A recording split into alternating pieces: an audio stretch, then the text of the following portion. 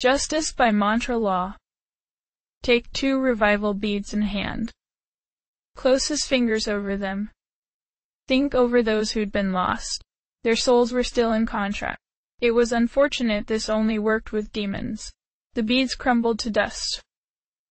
Usume and Momonofu appeared near him, barely alive but back. Sorry about that, Usume said wearily. It's fine, I wouldn't blame either of you, Naoki said, handing them each a bead to get themselves back in shape. They were less common items, but this instance was worth it. Now we've got this trial by combat to pass. He lowered his voice. The 3rd round is against Thor himself, so we're going to throw everything we've got at him. The first 2 rounds should be simple, we'll be conservative for the most part, work on building up power for Thor. We should really give our all for all battles, Momonofu said, a little disappointed. No, Matador said, waving a finger at him. We have a crowd to perform for this time. Hold back your strength with those that don't matter and make it look like you're not. Then when your true ability comes forth, your worthy opponent is shocked and your audience most thrilled. You've got power buffs and I've got agility buffs. We've got to slyly get our buffs in while we're playing soft. Will your buffing move cover our whole group? Naoki asked, unsure of if he was used to team battle. I will make it so, for your glory as our leader is my own, Matador said. I give my word on my honor as a performer, and as a clanmate. Naoki was leery of his word as a clanmate, but his desire to give a good show could be something to trust. Alright, I'm counting on that. Not long after that, they walked into a cavernous room that was filled with brown pillars and lit torches. Cheers and jeers quickly came from overhead. A light kept them from seeing the audience up there. But Naoki could sense that the seats were packed. While he tried to sense into this arena first, so it didn't overcome him on arrival, getting a fresh scent of the blood, sweat, pain, and pride in here was an unwelcome tide. There was a trench on the side of one of the pillars, dropping down on a similar room filled with death. He recalled it being labeled an execution room. By the time he could focus again, the crowd had quieted, and an unseen official was charging them. You walked into our entrance uninvited and proceeded to beat your way through our security. Doesn't that mean they weren't good? Naoki asked, getting some laughs from overhead. Others were embarrassed. Be quiet in our court, the official said. So we'll add being disruptive in court to being a little sneak.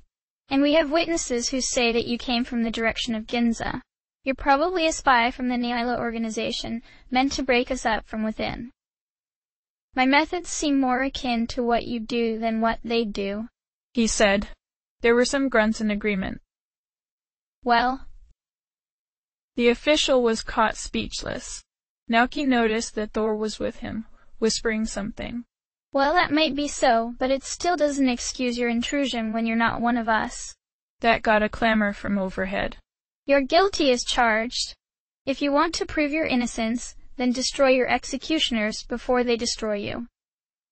The Orthrus leaped down into the battle pit, causing a louder roar from overhead.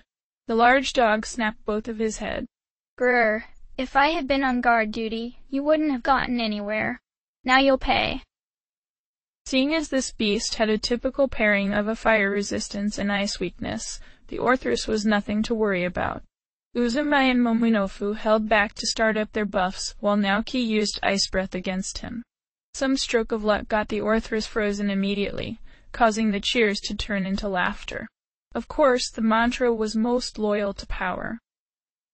Matador brought his saber up in front of his face, giving a glance Naoki's way. He nodded, allowing the other fiend to slam his weapon into Orthrus and shatter his frozen body. Orthrus passed out. A red shine appeared between the bars, preventing his body from fading into Megatsuhi. And the first match goes to the fiend Demi, the official said reluctantly. Some Ikusus came in to pull the Orthrus out of the arena and throw him down to the execution pit. Most loyal to power, not to their own. Naoki felt a little sick, not seeing how this could make sense.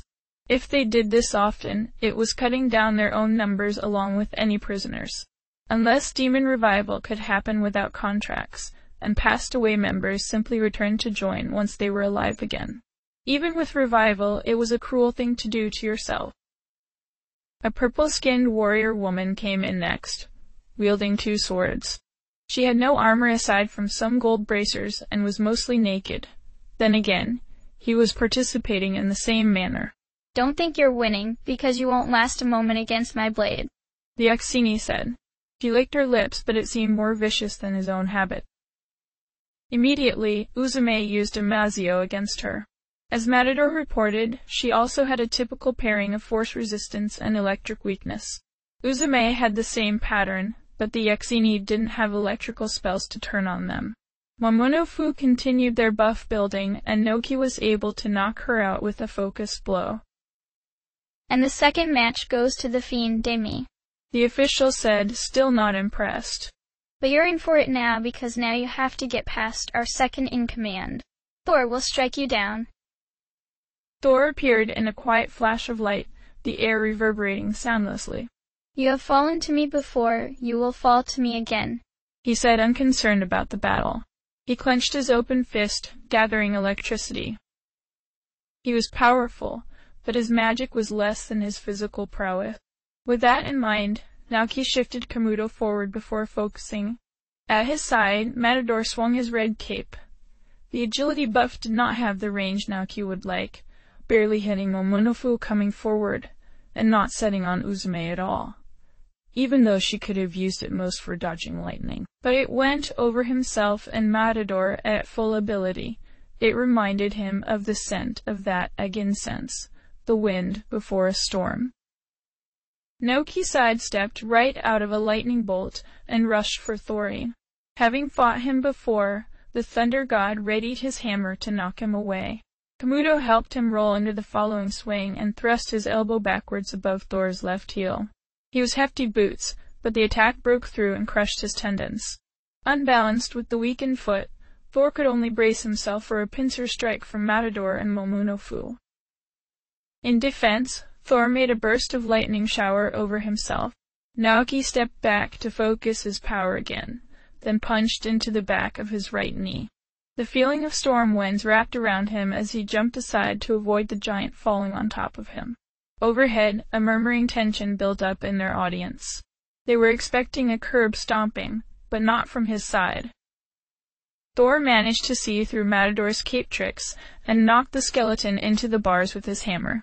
While it had taken Naoki a couple minutes in his winning fight against Matador, Thor nearly took him out in that one blow. But that was just nearly. Uzume was still in the fight, because only the initial lightning attack could have hit her. She healed Matador to get him back in action. Momonofu was still making attacks with his spear where he had easy openings. But Naoki was going to keep using Thor's size against him. It took focusing and waiting for the right moment. Right as Thor was ending a hammer blow on Momonofu this time, before he was ready to attack again, Naoki punched Thor's elbow, trying to injure his hammer arm. The muscle and bone there made it a tougher target. Still, the resulting pain left Thor unable to stop Matador from thrusting his saber past the long dark hair into his neck, killing him in spite of the arena's enchantment. In the stunned silence from that victory, Matador turned to him and bowed. My commander, I hope I have served thee well. Naoki was on the fence about Matador, leaning more towards disliking him for not being of any help with Asamo. But it couldn't be denied that one statement put the entire audience into awe. Yes, I'm proud to have you at my side, Naoki said, hazarding a guess that it would please the mantra demons even more. It had the desired effect, leading to a swelling of cheers and praise from overhead. While the Yakusas hurried in a panic to get Thor revived, bottles and bones got thrown down from overhead in celebration. One thing was dangerously close to hitting his head. Naoki snatched an armored bikini top out of the air, getting a chorus of hoots for that little extra. His demons were amused at that too. Hanging on to it to keep acting the part, he waited for them to stop throwing stuff and get Thor back. So then, the official said nervously. The results of that trial are, They couldn't have many who defeated Thor. Was he always one of the executioners, or only in certain cases? Thor raised his free hand, getting everyone to grow quiet. He was standing perfectly fine now. Whatever they'd done to him was a full heal along with the revive. What purpose did you have in coming here? To speak with Gozu Tenno about trashing the Nihilo place near Ginza, Naoki said, stirring up excitement overhead. Your news at the front door attacked before we could ask about that, and died too quickly to listen. With this power, you could have done so yourself, Thor said. Now what? His Magatama whispered in answer to him. While he was getting the hang of talking like this, that wasn't something he'd normally say outside of full Kagutsuchi. But then, the mantra would like it. I would like to cause them as much trouble as possible. Mashing them fast and hard when they don't expect it is more likely to crush them than drawing them out with a prolonged battle. There were some hoots and cheers for that. Humph. It was a laugh restrained to keep a stern face. The helmet would help against any with normal senses. Then take the elevator behind me to speak with our exalted leader. Judge, I declare the fiend Demi to be innocent. Release him. The official quickly responded. Ah yes, then by Thor's judgment, no. Out of respect for your power, all charges against Demi are dropped. You're welcome in our territory at any time. The audience was thunderous in applause and approval. Dropping the bikini top, Naoki went over to Thor. About the human you captured with me, I'll be taking him with me once my business here is done. All right. He wasn't sure if that was enough to apologize, but he'd at least get Isamu out of this place. Thor nodded. Fine, I will let the guards here know. We won't do him any more harm as your property. Good. He led his group out of the arena to reach the elevator. In the old world, this elevator would have had a large amount of destinations. Now it went only between this floor and the 60th. Naoki felt further changes within the building as they rode higher and higher. Any rooms that had been there were removed for a massive support system, allowing the weight to be spread at the lower floors without taking out the rooms there. And the presence of the god being supported here grew even greater. His thoughts drifted away from that. What was he doing? He'd cut off his friendship with Isamu, then claimed him as his property. He was meeting with a tyrant who wouldn't have a concept of mercy to start an attack on the one who'd killed the old world. And for the far future, he was contemplating an invasion of heaven. This wasn't like him, but it was what he wanted to do. It had to be the influence of the Magatama and this vortex world, twisting what he thought of as right and wrong. And he'd not even been awake here the entire time, not like his friends.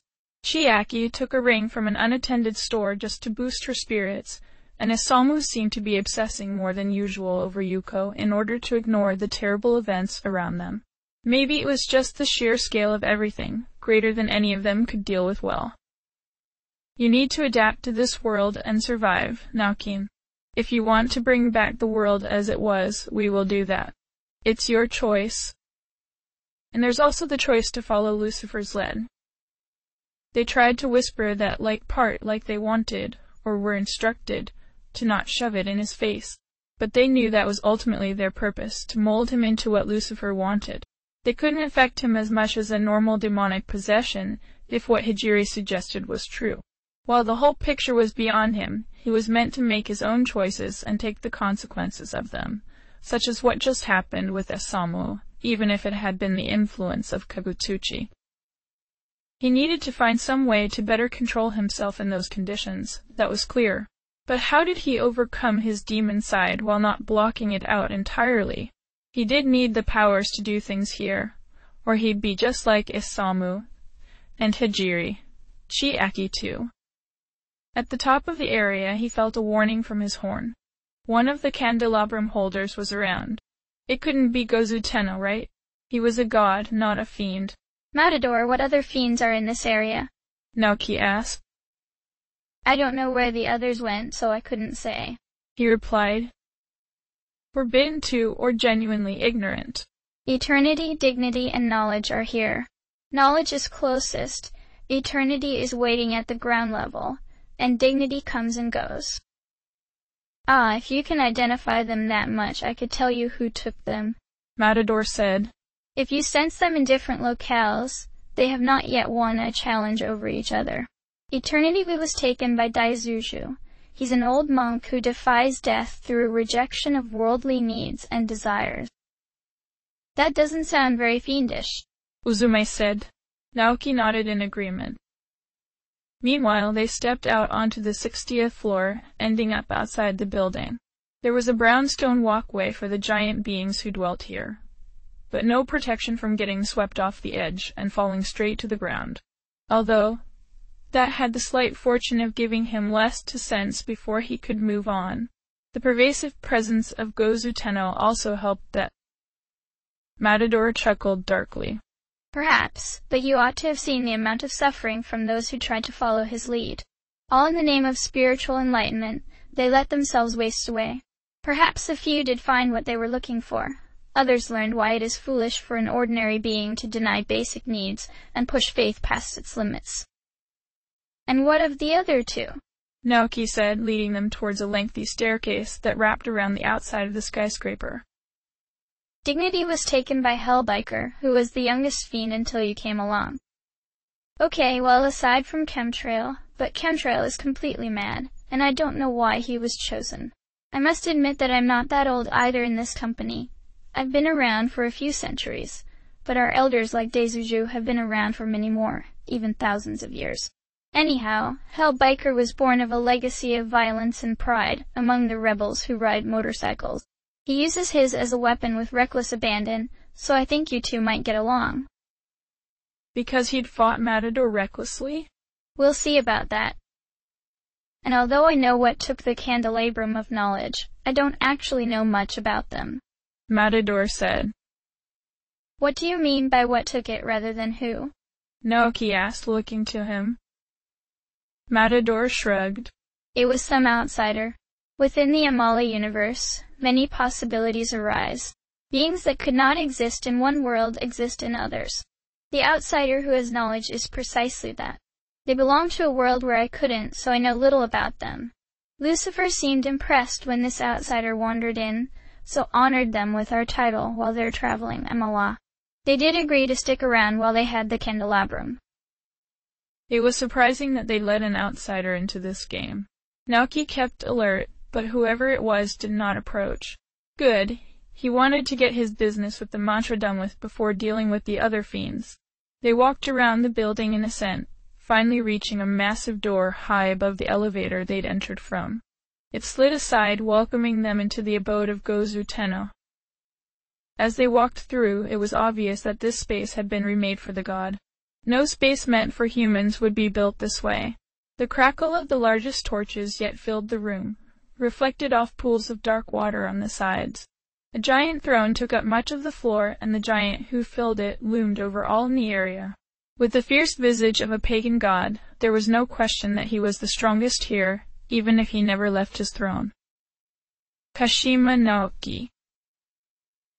An odd feeling came over his horn, barely hearing someone call his name. But it did not match what he saw and felt of Gozu Tenno. See what the future may hold. The room faded into white nothingness, even his followers were left behind. What was this? He tried to sense it, and all he could tell was this was a vision. What the future could hold.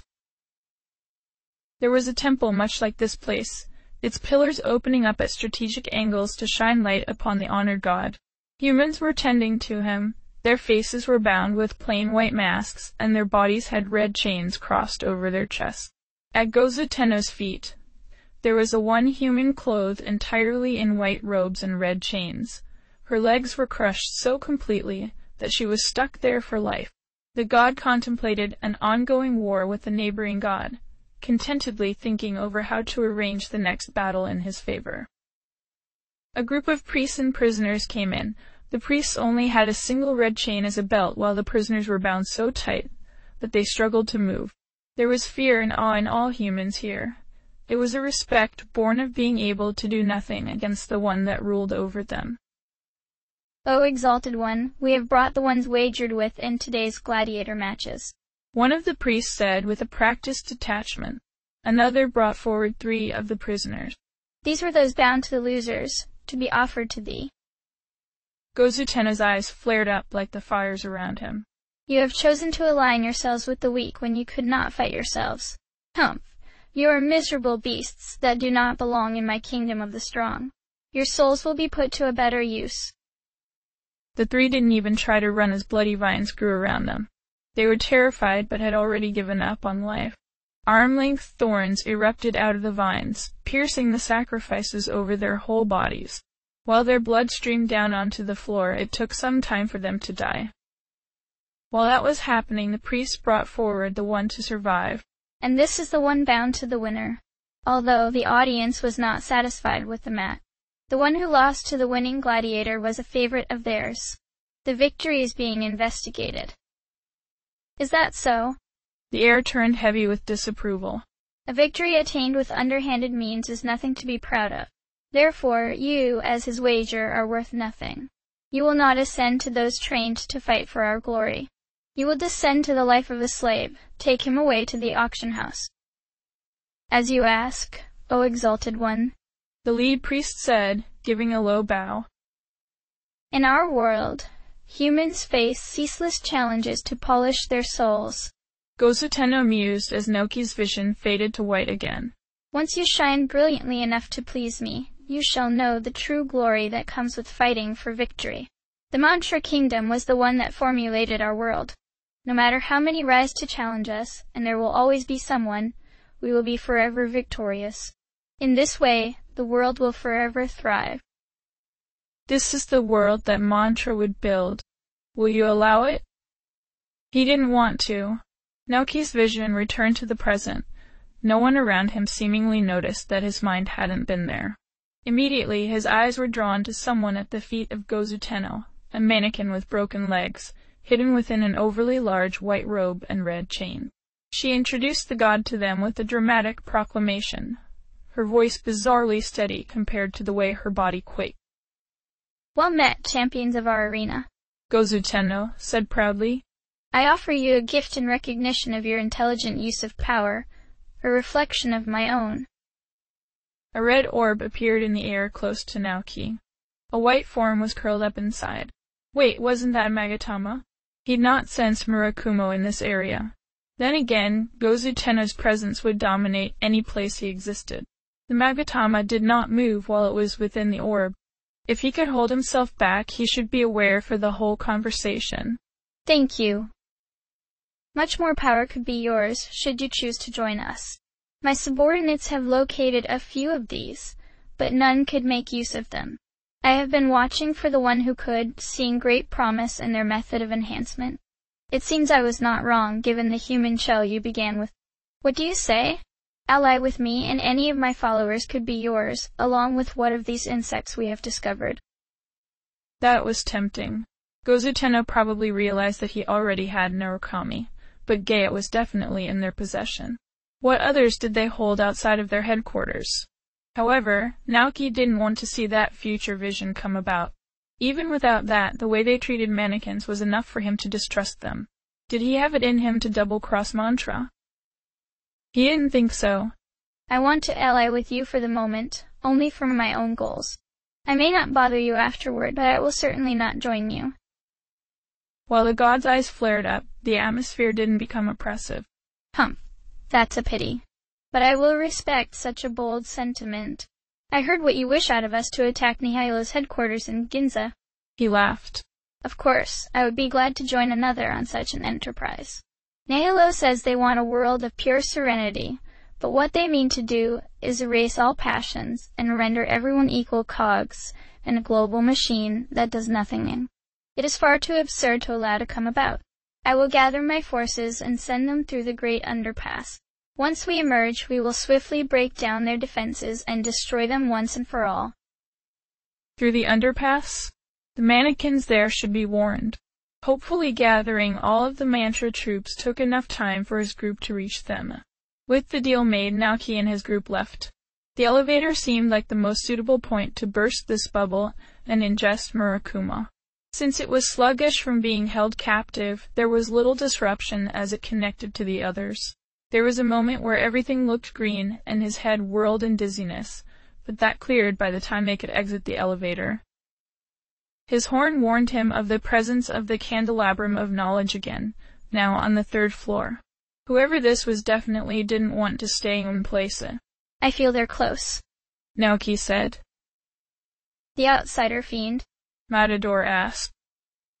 Naoki nodded, then felt a little twitch from Murakumo. That person was very close.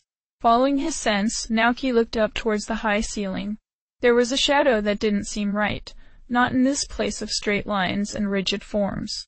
After a second, he saw the form of a person up there, with a tattered red cloth drooping close to the wall. Glowing blue eyes met his. The outsider fiend leaped down, sending a wave of dark energy at them. He barely looked human, being more like a crumbling blue corpse. While the frames of black wings were on his back, they were broken and useless. I've been looking for you, he said, barely stopping as he went to slash at Naoki with large black claws. Without thinking, Naoki readied an attack for the swift being. Murakumo seemed to have thickened his skin, although the claws still cut through. His fist met with the outsider's skull savagely, and it felt like the outsider couldn't take much more.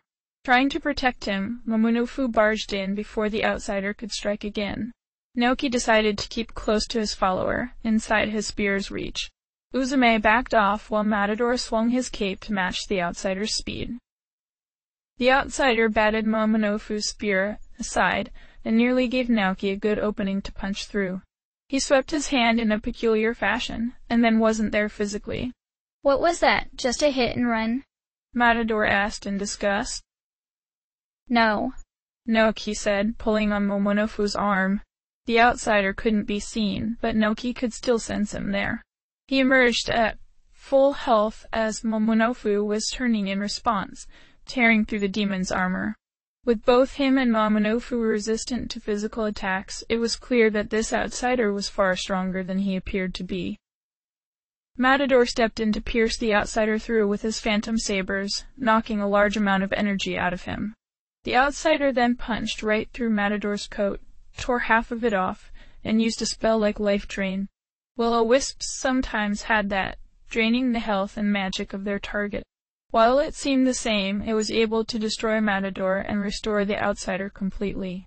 He then disappeared again. Uzume, get over here, Naoki called as he realized where the outsider was headed. She obeyed immediately, but the stranger came out and tackled her into a pillar. Momonofu hurled his spear without being asked, piercing the outsider's meager body through. Before he could call the weapon back, the outsider tore it out of his own body. He did not bleed as his body disintegrated in that spot. He ripped Uzume's energy from her, destroying her as well. Concerned that this would end up with a succession of deaths again, Naoki attempted fire breath, as fire was supposed to be effective against undead. The outsider seemed to be that, given how strange his life energy felt. But for how strong he was even more fragile than Matador. Just like his punch, the fire nearly took him out. All the outsider might need to do was vanish momentarily to recover entirely. He needed to be taken out in one blow, or something had to be done to disrupt his powers. And then Momonofu was destroyed, taken out with his own spear. The weapon vanished as its owner did. Given that this might not be recoverable, Naoki went ahead and used Ice Breath to see how it did. No more effective than the others, just not enough to win. Then the outsider darted for him, and stopped with his claws an inch in front of Naoki's face. That's it. You were just testing us? Naoki asked, weary that it was a bluff. A blow now should take the outsider out, but he could be killed just as quickly. The stranger dropped his hand to his side. Isn't it all a test? Hump. Not just anyone can read my motions on the other side. There's potential, but you're still green. You're held back by your humanity. Is that such a bad thing?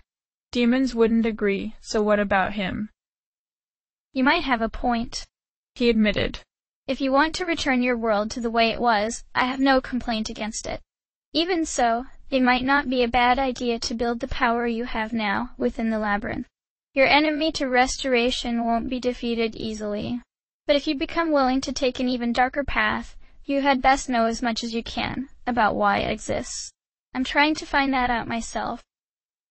I'd like to know, but anybody who can tell me anything can't be fully trusted. Naoki said. Don't forget that, He said with a nod. I am Raziel, a wraith who devours souls. I've heard what the demons call you, but I'm curious, what did they call you as a human? Kashima Naoki, he answered. Raziel hesitated a moment. That would be Naoki, correct? By what I observed of your city before conception.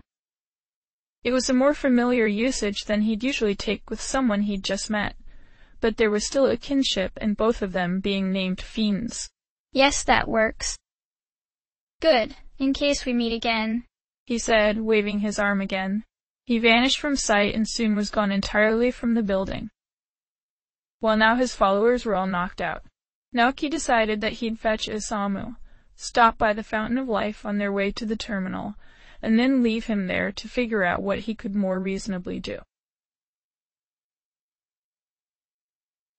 The cell door clattered open again. Isamu looked up and was grateful to see Naoki. The pyrojack guard waved his lantern. Come on out of there, he's come to take you back. Isamu got back on his feet. His body felt heavy and stiff, leading him to balance against the wall to do that much. Oh good, I wasn't sure if you'd come. While Naoki didn't look happy, he didn't look loopy either. I brought you in here, so I'm going to get you out. And could you revive your guardian, please? Do you think he'll really help? Once he got to moving, he could keep a decent pace. Naoki sighed quietly. I have a limited amount of revival beads, but the 3 who were with me are all dead again. The mantra respect me now, but they'll still be eager for fight. And since Pascal is helping to keep you alive when you can't be revived, he should take priority. All right? Isamu said, not wanting to argue with him again. They were still friends, right?